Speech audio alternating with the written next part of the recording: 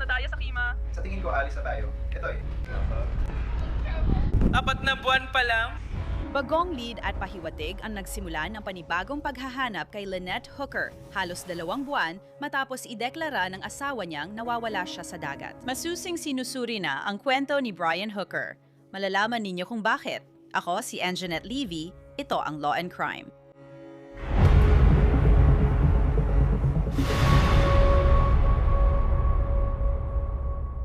Walong linggo nang nahihirapan ang pamilya at mga kaibigan ni Lynette Hooker. Nawawala ang ina, anak at asawa at si Brian Hooker ang asawa ay iniimbestigahan ng mga autoridad kahit wala pang kasong isinampa sa kanya. Noong Abril 5 iniulat ni Brian Hooker na naghiwalay sila ni Lynette matapos mahulog ito mula sa kanilang maliit na bangka at inanod ng agos habang hawak ang mga susi ng soulmate.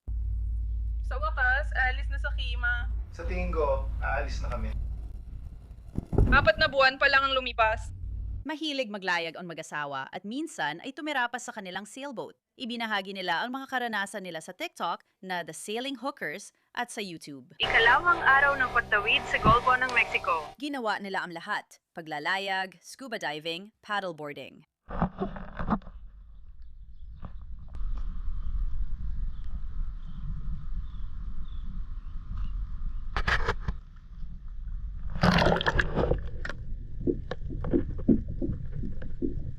Noong Abril 4, ang mga hooker ay nasa tubig ng Sea of Abaco sa Bahamas. Ayon sa investigador, sinabi ni Brian Hooker na nagpaddle siya pabalik sa dalampasigan at humingi ng tulong matapos silang maghiwalay ni Lynette. Pinigil at kinuwestiyon si Brian sa pagkawala ni Lynette pero pinalaya siya ng mga autoridad sa Bahamas nang walang kaso.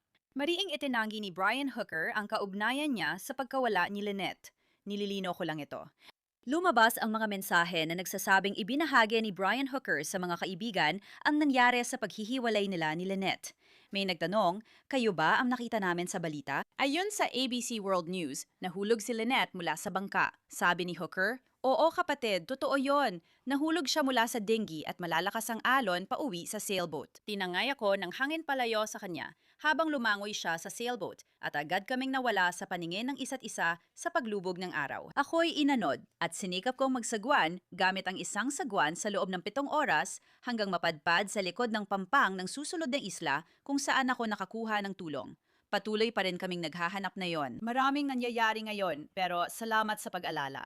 Mabigat, mapasama sa balita at na yon lang ako unang tinawagan ng isang news organization, ilang minuto lang ang nakalipas. Sumagot ang kaibigan, nasa dasal ka namin. Sabi ni Hooker, salamat kaibigan. Dumaraan sa impyerno ang pamilya namin ngayon. Tumawag ang search and rescue. Marami silang hinanap na yon, pero wala pa ring balita. Babalik sila bukas, pero may paparating na bagyo sa Miyerkules. Tumawag din si Brian Hooker sa isang kaibigan at nai-post ito online. Sa madaling salita, tumalbog lang siya mula sa bangka sa gitna ng malakas na hangin. Mga 20 knot ang lakas ng hangin na biglang lumakas. At sa biyahe pabalik sa bangka ng mga 3 kapat hanggang kalahating milya lang siguro. Nabigaw. Hindi kami nag-resuan ng mga life jacket. FC. Takip silim na noon at lumubog ang araw mga 10 minuto matapos siyang mahulog. Hindi ba natin siya napatay kasama niya? Wala siyang nakakabit sa kahit ano o sino at nasa dry bag niya ang ekstrang susi ng binsi. Pero ang anak ni Lynette na si Carly Aylesworth ay matagal nang nadududa sa kwento ng amain niya. Nagsalita siya sa Law and Crime noong Abril. Sa tingin ko, ang panging ebidensya lang nila ay mga text message na nagsasaad ng mga naging problema sa relasyon noon. At sa ngayon, parang chismis lang ito kaysa totoong ebidensya.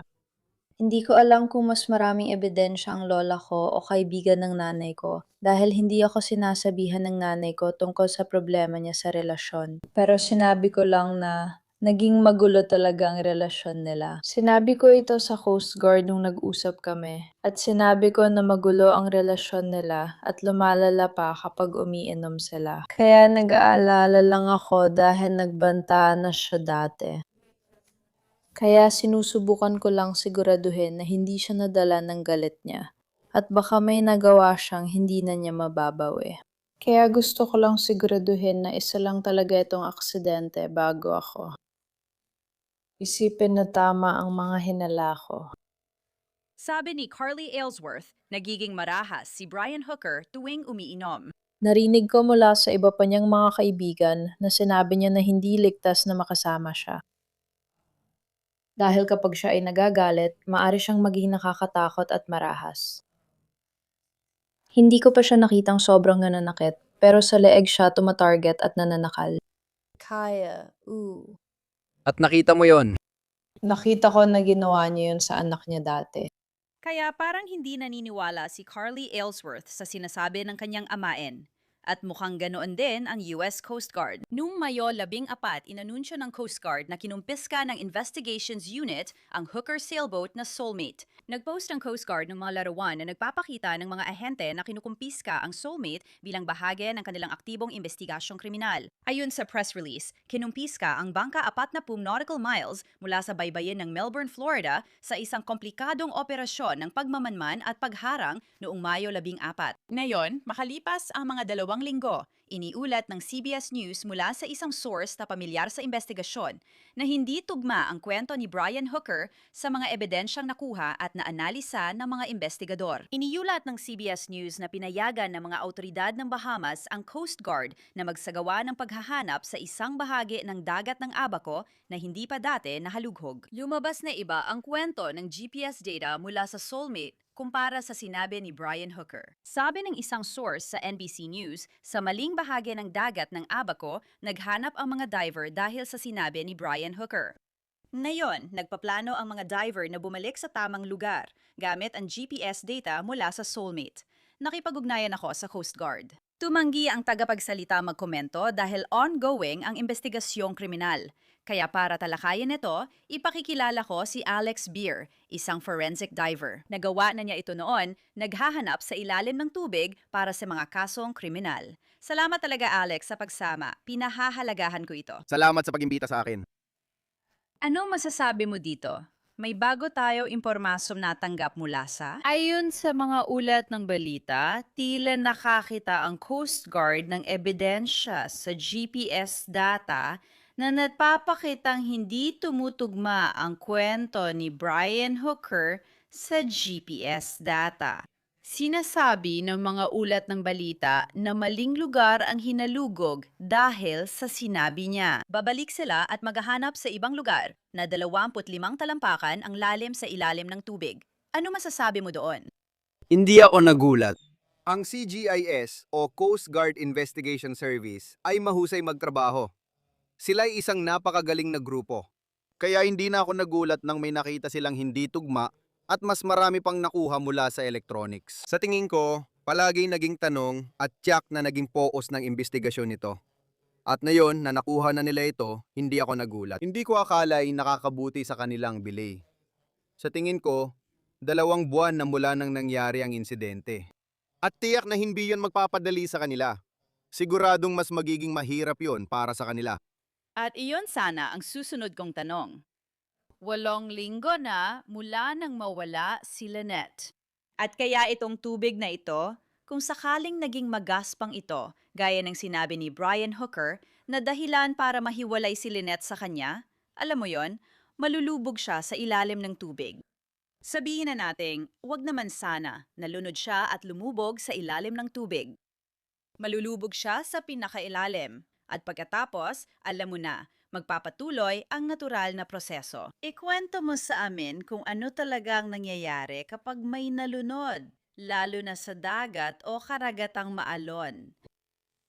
Oo, may tinatawag na phenomenon na body refloat, kung saan kadalasan kapag may nalunod o lumubog sa ilalim o ano man ang nangyari, kapag napunta sila sa ilalim, unti-unting nabubulok ang katawan. At ang mga salik na nakakaapekto dito ay maaaring uri ng katawan kung ano ang kinain nila, damit na suot nila, temperatura ng tubig at lalim ng tubig. Maraming salik na nakakaapekto dito na magtatakda kung gaano kabilis mangyayari yon.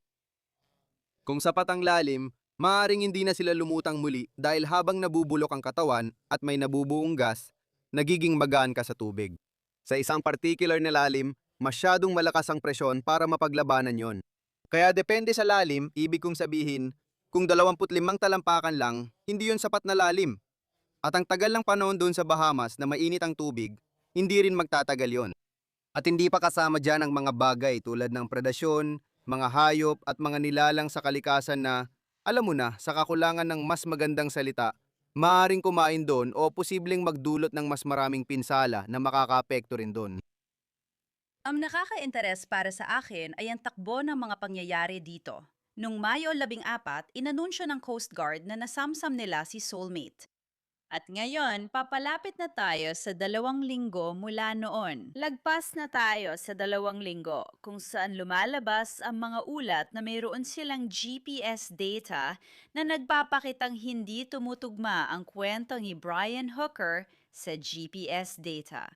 Kaya maghahanap sila sa ibang lugar. Ayon sa mga ulat ng balita, binigyan ng pahintulot ng gobyerno ng Bahamas ang Coast Guard na bumalik, magpadala ng mga diver at maghanap sa ibang lugar. Siyempre, Kaya, sigurado akong sinusuri nila ang lahat ng bagay sa bangkang iyon.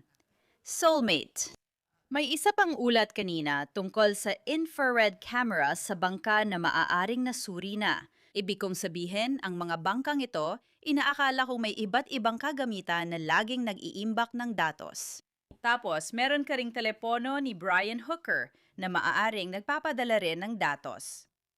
Oo, ang ibig kong sabihin, yung ganong uri ng investigasyon gamit ang mga electronics, camera at memory card ay matagal gawin at nangangailangan ng napakahusay na grupo ng mga tao na kayang pumasok doon at hukayin ang impormasyong iyon. Sigurado akong yun ang ginagawa nila at isa yun sa focus ng kanilang investigasyon. Na sana, alam mo yun, yun ang magbibigay sa kanila ng direksyon kung saan sila dapat mag-focus. Pagkatapos nun, Coast Guard na ang gagawa ng surface searches tulad ng sa search and rescue operations. Kukunin nilang impormasyon ukol sa panahon, agos, taas-baba ng tubig, hangin at mga weather pattern. Iniisip nila kung saan napunta ang tao kapag lumutang siya sa tubig. At magaling talaga sila doon. At pagdating naman sa paghahanap sa ilalim ng tubig, alam mo, hindi ganun gumagalaw ang mga bagay doon. Alam mo, kung ano mga nasa ilalim noon ay malamang nandun pa rin. At hindi ko alam.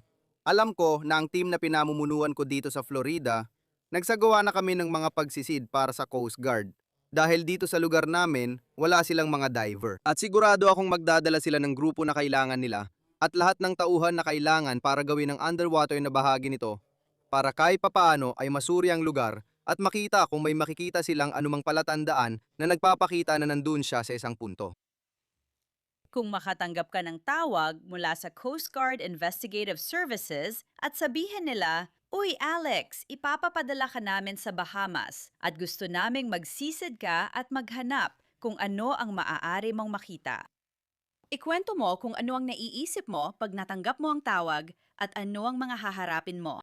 Una, buuin muna ang team, tama? Kailangan pagsamahin ang tamang grupo. May mga tao sa team ko na likas na magagaling na divers at talagang mahusay sa paghahanap ng mga bagay. At alam mo, dahil yon sa training at karanasan.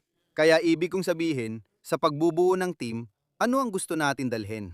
Anong klase ng mga underwater diver propulsion vehicles ang maaaring gamitin para sa mas malawak na paghahanap ng hindi gaanong napapagod? Lalo na kung di natin alam ang lugar, kaya hindi mo agad nauubos ang hangin pagsipap. At pagkatapos, pagdating doon, pag-alam sa itsura ng lugar at ng tubig, at makita mo kung ano talaga ang hinaharap mo. Tapos, gagawa ng plano. Paano natin ito hahanapin? Siguro ba gagamitin natin ang grid method at hatiin ito sa mga seksyon? Tapos, isa-isang suriin at alisin sa listahan ang bawat bahagi. Ilipat ang grid at palawakin pa ng palawakin hanggang sa, alam mo na, magawa natin ang lahat ng paraan para mahanap ang anumang ebidensya na may kaugnayan sa kaso. Hamon talaga ito. Gaya ng nabanggit natin, 8 linggo na ang lumipas. Sa tingin ko, maliit na ang posibilidad na may makita pa tayo kasi mahalaga talaga ang oras sa ganitong kaso. Posible na makita pa natin si Lynette dahil maaaring nasa ilalim pa rin siya ng tubig tulad ng nangyari kay Lacey Peterson. Ibang anyong tubig na lang yon. Oo, sigurado. Ibang mga pangyayari. Pinaniniwalaan nilang pinabigatan siya noon.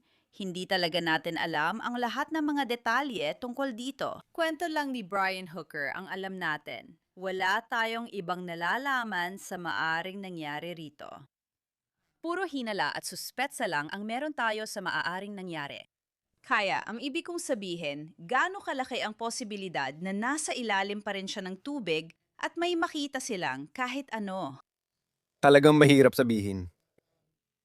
Tama ka. Hindi talaga nakatulong ang oras sa investigasyon sa paghahanap ng kahit ano.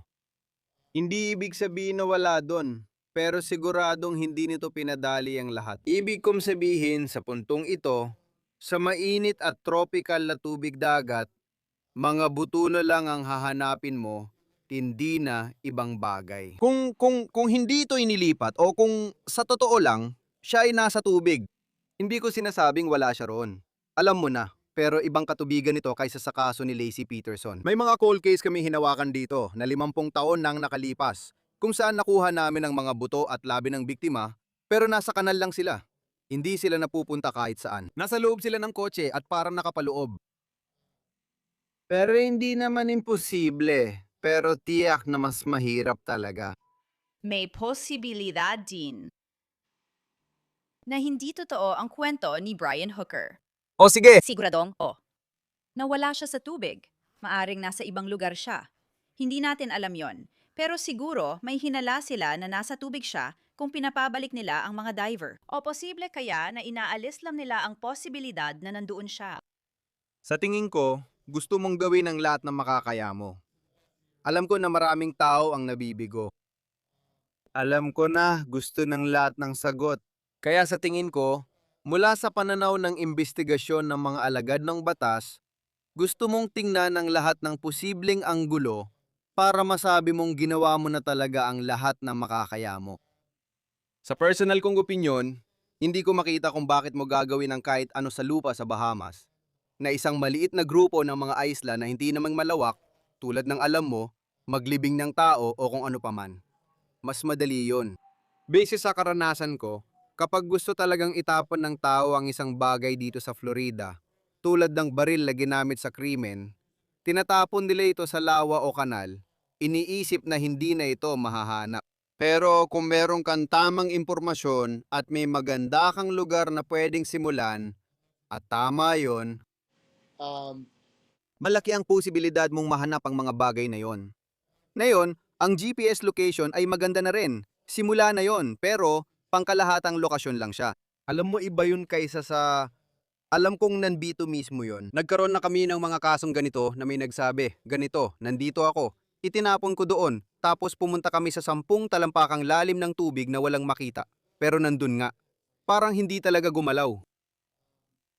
Alam mo kung lumutang siya, kung ganun ang nangyari, alam mo mapapasa ilalim ka na sa kung ano-anong bagay. At dahil sa Gulf Stream at lahat na iba pa, alam mo, napakalawak na lugar na yon. At alam mo, ayokong sabihing hindi posible, pero tama ka na maliit talaga ang posibilidad. Mayroong ilang oras na pagitan dito sa pagitan ng pag-alis ni na Brian Hooker at Lynette sa bangka at nung inireport niya siya. Oo. Alam mo, Iniulat ang insidente at ang pangambang pagkawala niya. Kaya may isa pang posibilidad dito. Alam mo, sinusubukan kong bigyan siya ng benepisyo ng pagdududa, pero may posibilidad na siya ay nilagyan ng pabig at nasa ilalim siya doon. Posible yon. posible yon. At sa tingin ko, alam mo, kailangan mong isaalang-alang. Ang muling kilalang lokasyon ng GPS na meron ka, lagyan mo ng pin doon, kunin ang oras, markahan kung gaano kalayo ang pwedeng marating sa oras na yon, gamit ang isang tali at gumuhit ng malaking bilog. Sa loob ng bilog, maaring doon nangyari yon. Malaki yan, 9 na oras yan. Kahit sa isang sailboat na umaabot ng 6 na knots, sabihin na natin na gumagamit ng motor, malawak na lugar yan. Pero dyan ka magsisimula. Pagkatapos, unti-unti mong palalawakin ang paghahanap mula roon at kakailanganin nito ng maraming resources at oras. At alam mo na yan ang trabaho. Yan ang alam mo. Yan ang dahilan kung bakit ka nandoon.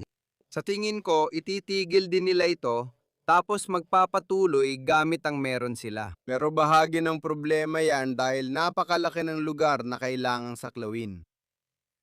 Paano naman kung gagamit ng side scan sonar? Alam mo yon, bago kayo sumisid? O hindi ba yon gagana sa ganitong sitwasyon? Hindi, ibig kong sabihin, siguro mga 2 buwan nang nakalipas. Alam mo, magandang sonar. Isa itong napakagandang kagamitan. Mas maganda ito sa paghahanap ng malalaking bagay kaysa maghanap ng tao sa malawak na anyong tubig. Kung nasa kanal ka na may side scan sonar, ibang usapan na yon. Napakasikip ng espasyo at parang bumubungad agad sa screen ng imahe. Sa paghahanap sa bukas na dagat gamit ang side scan sonar, hindi ito masyadong kapaki-pakinabang. Mas malinaw din ang sonar kapag matigas ang bagay, kaya metal, kotse, bangka o anumang bagay na lumubog. Nagbibigay ito ng napakalinaw na balik ng signal. Hindi maganda ang balik ng sonar kapag tao ang tinatamaan, lalo na pagkatapos ng 2 buwan. Alam mo sa simula oo, pero kung di ka pa gumagamit ng sonar, di mo agad makikita. Hindi naman ito biglang lilitaw na may tao. Minsan, maliit lang talaga ang makikita mo. Bagay lang na naiiba sa lahat ng iba pa at mapapaisip ka, ano yon? At kailangan mo pa ring magpadala ng diver para tingnan kung ano talaga yon. Sa tingin ko, hindi na makakatulong ng malaki ang side scan sonar sa'yo. Interesado akong makita ang kalalabasan nito, kung meron man. Alam ko ring ikaw din, Alex. Ganon din ako. Alam mo, hindi ko. Wala akong kilalang kahit sino sa mga taong sangkot sa investigasyon. Pero kilala ko at nakatrabaho ko na ang CGS dati. Sila ay isang napakagaling na grupo. Alam nila ang mga hamon na haharapin nila. At hinala ko na alam nilang magiging mahirap itong gawain na ito. Pero alam mo, posible naman ito. Kailangan lang talaga ng maraming kooperasyon at matinding pagsusumikap. Kaya alam kong handa sila para doon. Pero magiging hamon ito para sa mga diver at sa mga investigador. Walang duda. Ibig kong sabihin, 2 buwan na ang lumipas, gaya ng sinabi ko at alam mo naman, mahalaga talaga ang oras. Oo, maraming salamat. Talagang pinahahalagahan ko ang oras mo. Ikinagagalak ko. Salamat sa pag-imbita sa akin. Kung may impormasyon sa pagkawala ni Lynette Hooker, makipag-ugnayan sa Coast Guard Investigative Unit. Iyan na po para sa episode na ito ng Law and Crime. Ako si Anjanette Levy. Maraming salamat sa inyong pagsama sa akin. Magkikita ulit tayo dito.